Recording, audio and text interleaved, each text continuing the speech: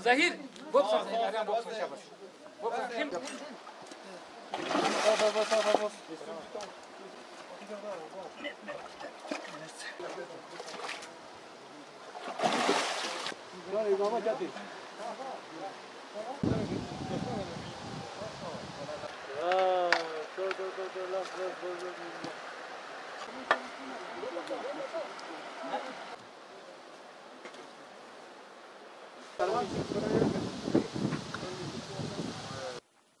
पहली बात तो लफ्ज़ कारगिल किसी तारुफ के मोहताज नहीं है, और जब इसमें बरू की बात आती है तो बरू वो इलाका है, वसी इलाका, जो कारगिल का मेन टाउन इसमें ऑक्युपाइड रहते हैं।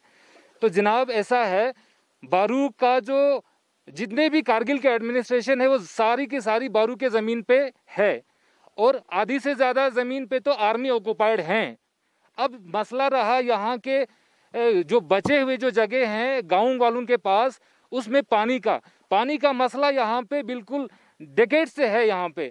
लेकिन अगर आपको थोड़ा पीछे अगर लेके जाएं हम, तो आज से कोई 50 साल पहले हमारे बुजुर्गों ने कनाल का जो कनाल निकाला हुआ है सांको से नकपोचू कनाल, जो कनाल वहाँ पे खुम्बाथाम में आके रुक जाती है, फिर आता है 70s और 80s के बीच में, फिर यहाँ के पब्लिक बेलचा और गेंती लेके लुंचे से कनाल निकालते हैं और वो मिंजी में आके रुक जाते हैं। वो भी कहीं ना कहीं कुछ पॉलिटिकल रीज़न से वो रुक जाते हैं।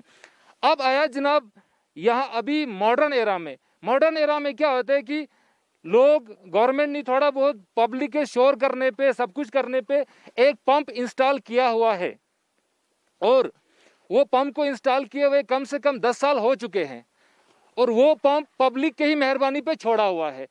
हर साल जब गांव में खेती बाड़ी ख़त्म हो जाते हैं, जब पानी लगाने की बारी आती है तो फसल हमारे सूख जाते हैं, क्योंकि आपको मालूम है कि हिमालयास में ग्लोबल वार्मिंग का सबसे ज़्यादा इफेक्ट है, और वर्ल्ड में लद्दाख तो नंबर 1 पे आते हैं। ठीक है जी। अब क्या है कि हर साल तो हम आते हैं खुद से ही बना के, खुद गाँव वाले की खर्चे से मशीनें ठीक करके, और ये मशीनों का वजन भी तो टनों के हिसाब से है। कितने लोगों के कमर बैठ गए एडमिनिस्ट्रेशन को बोल बोल के, हमारा तो बिल्कुल अब तो गला भी सूख गया, पाँव में छाले पड़ गए। इरिगेशन कनाल का मसला जैसे आपने बताया 10 साल से हमें इतना दिक्कत आ रहा है, दुश्वार आ रहा है। हम एडमिनिस्ट्रेशन के पास तो हम बार बार गए हैं, टाइम टू टाइम गए, इंफॉर्मेशन दे रहा है, लेकिन वहाँ से हमें कोई सपोर्ट नहीं मिल रहा है। देखो हर साल हम इस मशीन का रेता निकालने के लिए हमारे पब्लिक को आना पड़ता है। मशीन ख़राब हो रहा है, पिछले दो साल से हम अपने खर्चे पे, लोगों के खर्चे पे बना रहे हैं। सिर्फ एडमिनिस्ट्रेशन दावा कर रहा है कि हम ये बना रहे हैं, दे रहे हैं, लेकिन ऑन द ग्राउंड हमें आप देख रहे हैं।